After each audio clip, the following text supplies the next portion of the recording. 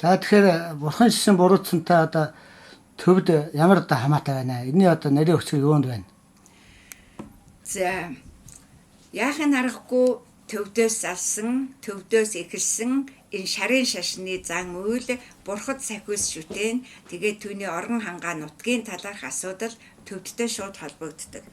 Тэгэхээр яагаад төвдтэй ингэж холбогддгийм бэ гэхээр манай одоо дэлхийн цардсын 2.7 тэрбумаас 2.8 тэрбум жилийн өмнө зүгт яг 30 км бол газар хагарсан баг. 30 км. Тэгээд одоо тэрдүү одоо ингэж одоо далайн улсны айс ав үүссэн. Энэ бол ерөнхийдөө одоо төгсгөл нь бол танигдсан, эхлэл нь бол төвдөд байгаагийн манай судалгаагаар тогтоогдсон. Үүгээр дэлхий дахинд одоо ногоон ойн айс авийн хагарал явагдсан, мөн түнчлэн нефритийн одоо давхаргын хагарал буюу ногоон хаш бүс чулуун давхаргын хагарал явагдсан энэ үе тохиодог юм.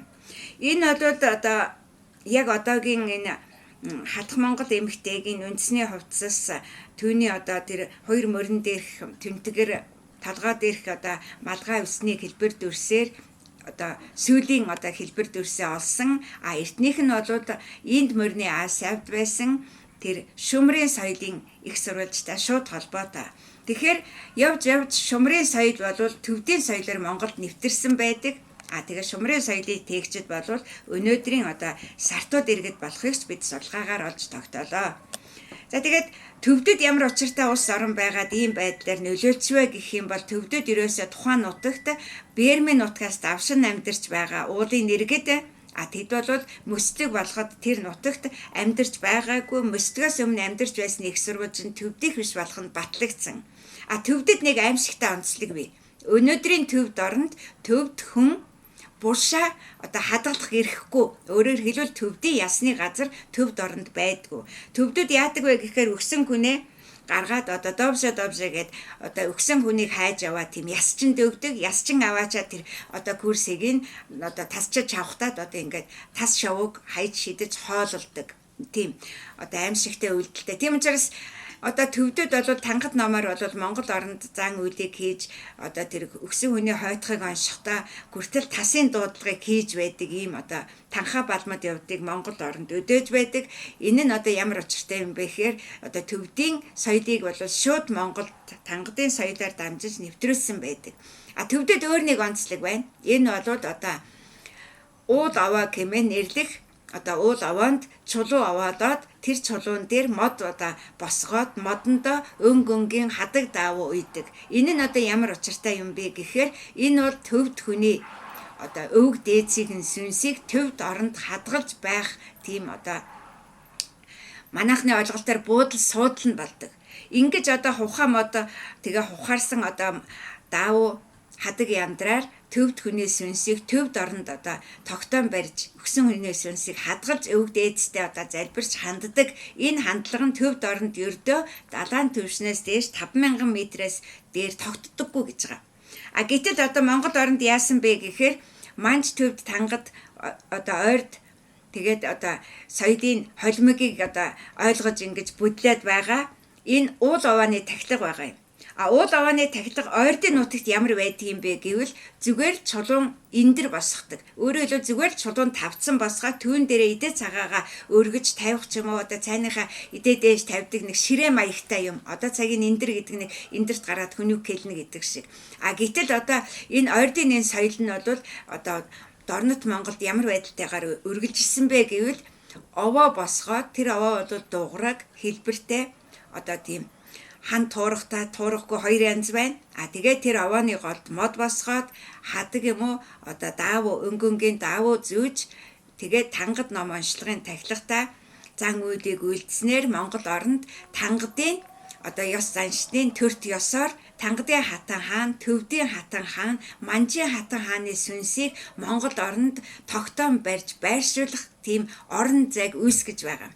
Тэгэхээр одоо манай энэ зарим дамнарч гэсэн Монгол орны одоо энэ уул усны эзэд хизээч хайр хэл мэддэггүй тангадаар оншихоор тэд нэр ойлгодоггүй гэдэг байгаа нь манжийн үед одоо зарим хүмүүс ингэж манжийн төрт ёсоор тангад номоор одоо уул аваа тахих зан үүдийг эхлүүлсэн түүнийгээ яг одоо үргэлжлүүлж байгаа нь ийм гамшигт байдлыг үүсгэж Монгол орныг яг Мобиковын сүлжээ шиг бүх уулын одоо орой дээр байгаа хухаа мод хадаг яндраар тангадын, манжийн, уугрын, хорь төмдийн, төвдийн хаад ноёдын сүнсийг хадгалж барьж одоо байдгаж Монгол орны одоо уул авааны дээр тэдгэрийг оршоон тогтоох ийм одоо байгууламж болцоод байгаа.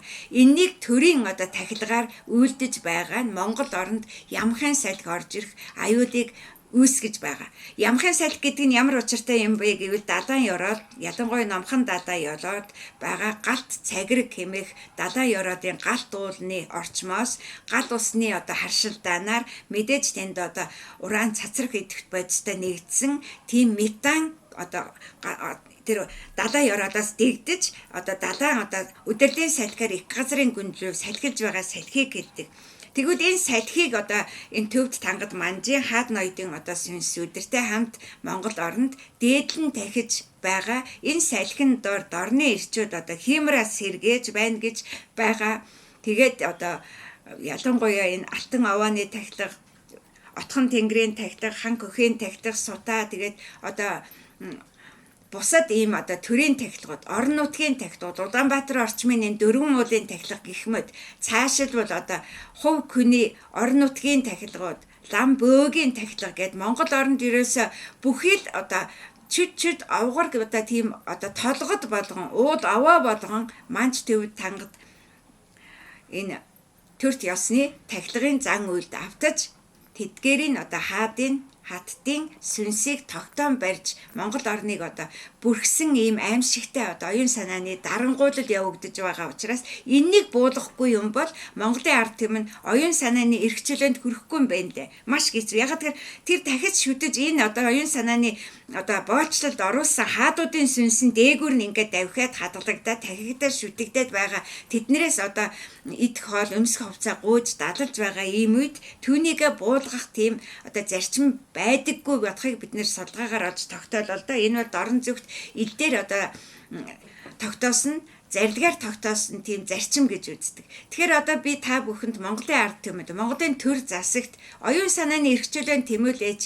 Та нарын тангад манж төвдийн хаад ноёдыг дахин шүтэж уул аваан дээгүүрээ дүүлүүлж сүнсийг одоо Монгол нутагт барьж тогтоож байгаа энэ зан үдийг халж зогсоогооч. Бүх уул аваанаас нутгийг одоо иргэдэн тэгээ төр захиргааныхан ер нь одоо ерөнхий сайд энэнийг одоо анхааралтай авч цэргийн хүчээрч хамаагүй уул аваан дээр байгаа ухаан мод хадгийг одоо буулгах хэрэгтэй байна. Тэгж байж Монгол оронд одоо оюун санааны сэргэн мандалтын хувьсгал эхлэн монголчууд цоо шинээр одоо оюун санааны сэтгхүүн эрен үеэгээ эхлүүлнэ. Ер нь монголчууд шин төвхөнд орж бомбын эрэнд орж цэвэр ус уух тэр одоо боломжоо эхлүүлнэ гэж